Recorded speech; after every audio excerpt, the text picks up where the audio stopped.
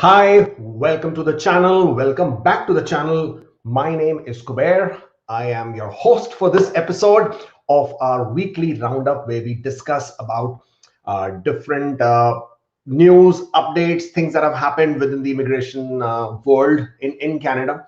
And the effort is to sort of give you a brief summary as to different things that you may have missed, and that is the purpose for this particular episode that we conduct every single Saturday at 10:30 a.m. Eastern Standard Time. I'm glad you've joined me, and we will get started in a bit. Before we do that, hit the subscribe button, subscribe to the channel, and do all the things that people usually tell you to do. And if you don't feel like doing it, don't worry about it. I mean, my producers here have told me to do it, rather to say this, so I'm basically bound by them to say it. Okay, and as usual, we start with the quote of the week, which says, if you believe it will work out, you will see opportunities. And if you don't believe it will work out, you obviously will see obstacles. This was a quote from Wayne Dyer. It basically applies to all of us in different points of times in our life. And obviously, when we look at Canadian immigration as well, if you think it is going to work out for you, if you really want it to happen for you, badly, if you want to call it, then you will make it happen for you. And otherwise, it's just not going to work out. You will only see obstacles. You will only see things that don't matter, versus looking at opportunities which might work for you. So that was the quote of the week. So Canadian immigration weekly roundup, starting, or rather for the week of the 31st of July. And as usual, we will start with the provincial nominee programs. And the first one, which caused a lot of activity and action, was the Ontario Human Capital Priority Stream. And I'm going to talk about this after we finish the roundup. So stick around and we'll get into the question and answers then.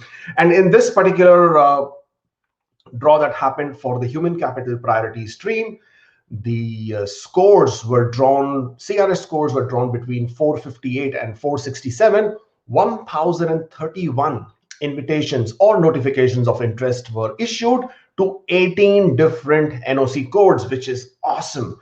And because, as you can see, the scores of 458 and 467 basically means a lot of people managed to get invitations, which otherwise wouldn't have been possible in the express entry. So it was overall an excellent thing that happened. If you have received the notification of interest, congratulations. Don't think too much about any other draw, express entry draw, federal skilled worker draw. Just go ahead and grab it and get moving with that. The next one was from British Columbia. They conducted their draw on the 28th of July, and they invited 59 candidates in the new tech draw. I mean, they have this tech stream, which is under the BCPNP program. The minimum score for this was 80. And they have a separate system called SIRS, SIRS, and you will need to create your profile, get your scores, and once they conduct the draws, they will invite you. But I'm not sure how many of you know that already. I'm sure most of you do.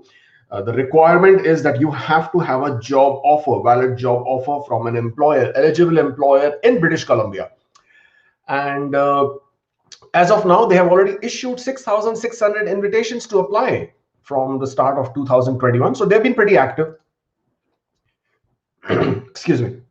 Moving on from there, we have Manitoba, who issued an incredible 1,140 invitations under their express entry PNP draw. And this was for the skilled worker overseas stream, which had been neglected for quite some time. And because it was such a big draw, the cutoff scores dropped to 557, which is great because their scores had been hovering quite high for quite some time, because either they were not conducting a draw or their draws were of a smaller number of invitations. So this obviously brought a smile to many people. If we go through an overview of what happened in the month of July, then nearly, or rather more than 6,000 invitations have been issued under different PNP programs.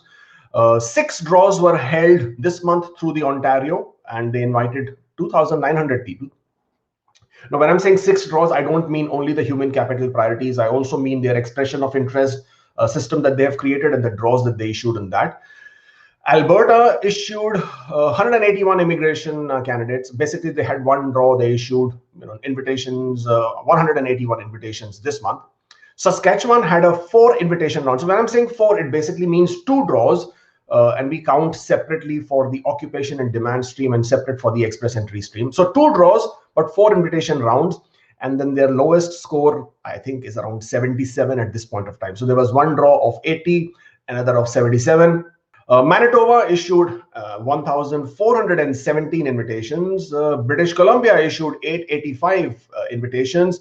And Prince Edward Island also issued 127 invitations. All in all, a very promising and a positive month for the invitations. In Canada programs, let's see what's happening there. Well, there are a lot of talks that the temporary foreign worker program is going to undergo some big changes, because it has been noticed, it has been brought to their attention that it is being misused. There are a lot of things which unscrupulous individuals are trying to sort of bend the rules and bring loopholes into play, and thereby doing all sorts of things that they shouldn't be doing, and basically abusing the process. Therefore, they are looking to bring in more stringent regulations, requirements for employers as well as for the employees. And that is something which, again, because the details are not available, I can't discuss them at this point of time. But as and when that will happen, that we will. People who had applied under the TR to PR, then they are now aware that they can apply for an open work permit. And this work permit that they can apply will be valid until the 31st of December 2022. And if their spouses or dependent children are also in Canada, then they will be able to apply for their work permits. Now, the reason why the validity was given at December 31, 2022 is because they expect the program TR to PR, the applications will be finalized only towards the end of December 2022. I mean, for the whole program.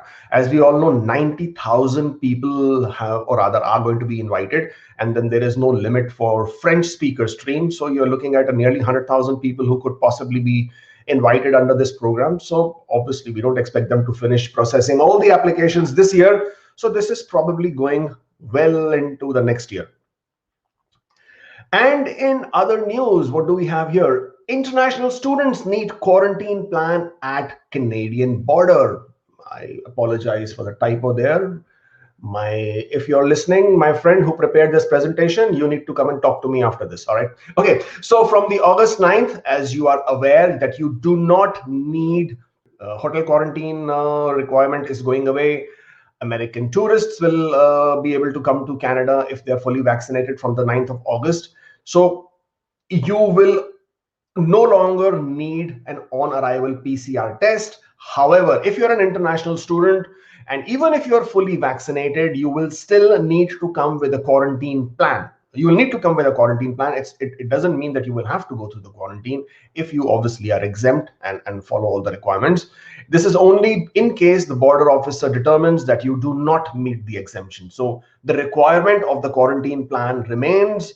You may not have to quarantine if you're fully vaccinated under the approved vaccines, but if you are fully vaccinated, you have taken the 2 doses of the approved vaccines, you'll be fine, but you just need to have a quarantine plan. Well, in the month of June, as per the targets, as far as the numbers are concerned, 35,000 new immigrants were formalized by Canada. When I'm saying formalized, means they became permanent residents, so they became COPRs. So they got their COPRs, they became permanent residents, 35,000 people. And if Canada has to achieve its target of 401, from here on, from July to December, they have to be looking to invite almost 43,000 people every month, which is, to be very honest, a tall task. And all of us know how that can absolutely be, helped with. But let's see when and how Canada makes that decision. Well, follow us more for weekly immigration news updates. Our website, askkubeir.com, social media, we are there on Instagram, Facebook. Okay, if you want to make an appointment for a one-on-one consultation, if you want to discuss your profile, your questions, your queries, and we can obviously then understand your profile better. If you're not following us on Instagram, please do. And don't forget to subscribe to this channel. If you want to know more about our commercial queries, commercial services that we handle, applications, etc., then you can obviously drop an email here. I will see you next week again. Obviously, we will do this every week anyways, every Saturday, 10:30 a.m. Eastern Standard Time. Until such time, take care, be good, and I'll see you next time.